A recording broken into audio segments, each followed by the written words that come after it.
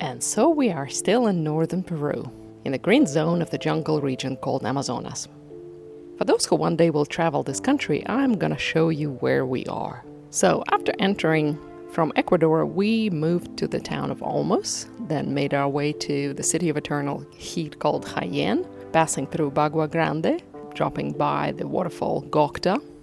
Then the road led us to Fort Quelap and the little village of Tingo, after which we made our way to Leymebamba and then the road to Celendin and the city of Cajamarca. The road between Leymebamba and Celendin is very special. I call it the death road of Celendin, but we talk about it in the second part of the video. Leaving Nuevo Tingo that bid us a farewell by an all-nighter karaoke on the main street by some local drunks, we took off towards Leymebamba. In January it is a rainy season in Andes, and to wait for a dry day to travel is pointless. You just get on your rain gear and off you go. The road to Leymebamba was pretty wet, but the town looked neat and sadly empty of people, probably because it was off-season. Also, for whatever reason, the internet was in a rainy mood, and it took us a while to find a place to stay. Most of the hostels were closed for the season, and tourists rarely passed through during this time. But on the outskirts of town, we finally caught some Wi-Fi and loaded booking, and soon became the only guests at a villa that closed down, still agreed to let us in. And while we unloaded our motorcycles, which had to spend the night on the side of the road, our room was made up and we were set to explore. Dry clothes begged us not to subject them to the elements, so we ordered a tuk-tuk and went to the museum. Fort Quelap and the Leymebamba Museum are connected. Many artifacts that were found in and around the fort are now displayed in the museum. The dwellers of this region in the past practiced very interesting ways of burial style, namely mummification. And not far from Leymebamba were discovered many places with mummified remnants of people, often packed into these interesting wooden contraptions and hidden in various places, often homes that were set up as if for the living, but they were meant for the dead.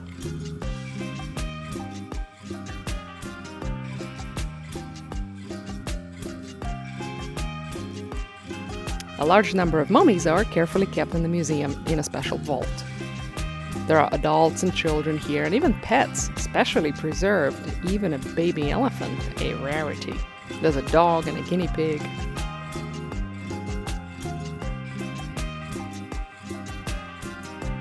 There's another interesting difference found here. The people who lived here were rather of a different origin racially.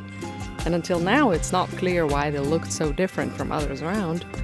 They were even called gringuitos due to their height and light complexions. Questions are still being asked where they came from, the Amazon selva or the mountains, so it's still not clear. Not very far from Leymebamba, at the Lago de los Condores, or the Condor Lake, there was a place where other types of mummies were found. They were mostly figures of people with painted on them faces, and they were found few in a row in many mountain caves and on ledges high up in the cliffs in many places around the lake. About 200 of those were found, and now a lot of them are also kept at the museum in Leymebamba. So visiting this interesting place made it a great rainy day. Well, on top of that, we were the only ones at the museum, and again, since the town was literally closed down, and all we could find to eat was some sandwich made by a lady across the museum while we watched her bird feeder.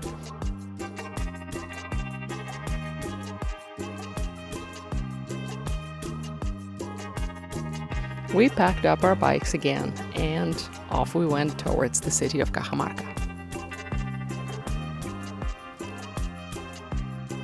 The death road of Celendin, that is how I refer to it ever since that epic day.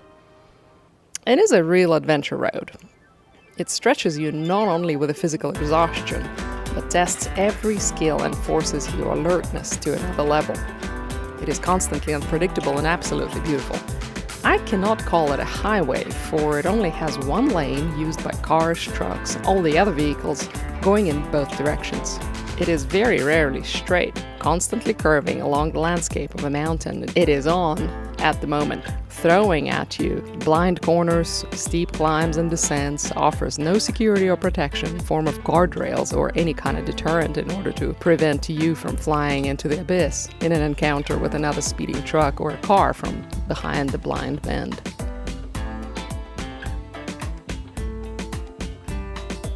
You can't hear it in the video.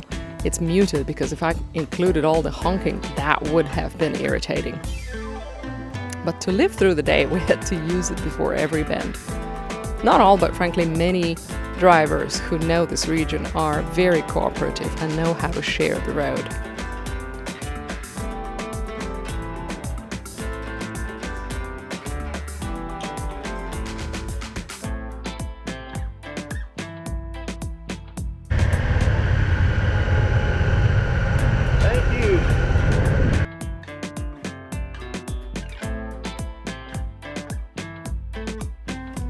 Between Leymebamba and Cajamarca, there are only about 170 miles, or 280 kilometers, but the time spent on it is about 10 hours.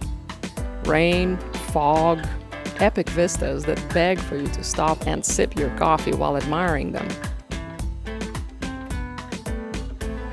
And of course, the local life and sights. Then you stop to constantly put on or take off your rain gear. One moment it is sunny and hot at a lower altitude, and the next you're freezing and wet up in the clouds. And then you get hit by sudden lightning.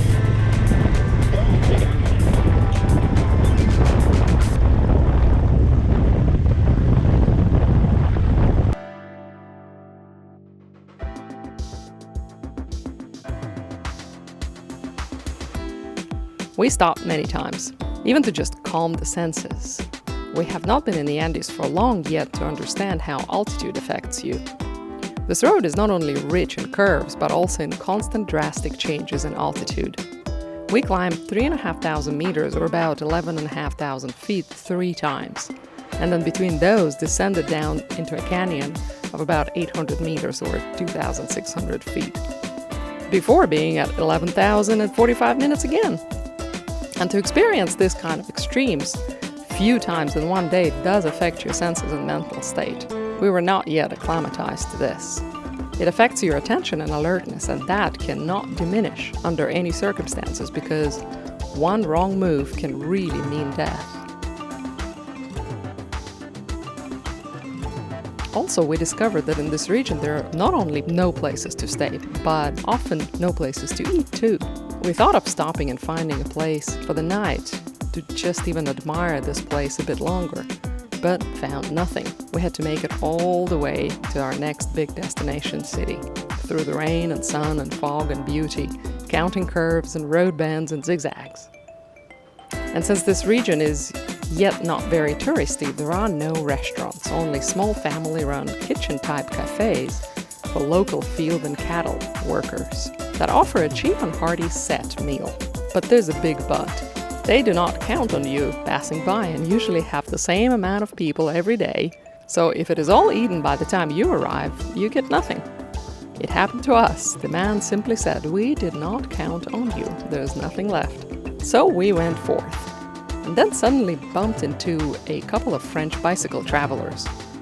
After all we had already gone through that day, my respect for them went sky high. We were reaching the 3rd pinnacle on road on our motorized vehicles, and it was harsh, and they had pedaled here on muscle power.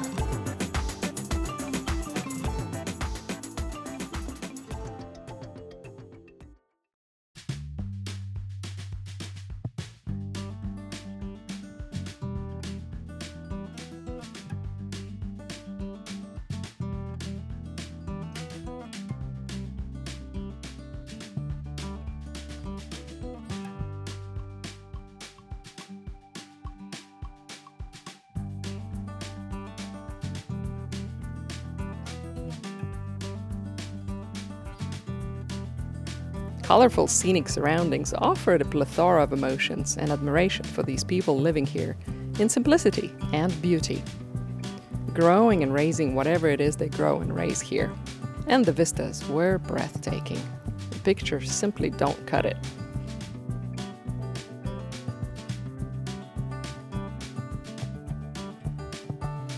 And yes, some say mountains are mountains, but for me the Andes are mountains squared.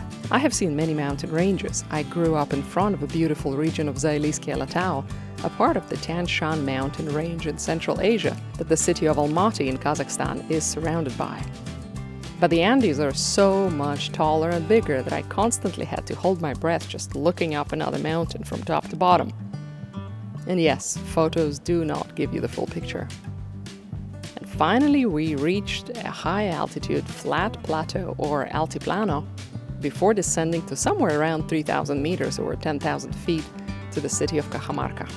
It cleared up, the sky had a strange high-altitude tinge of blue, and it was warm, and most of all, the roads did not threaten to kill you anymore. This was our day on the road between Leymebamba, Celendin and Cajamarca. If you make it to Northern Peru, definitely put this route on your map.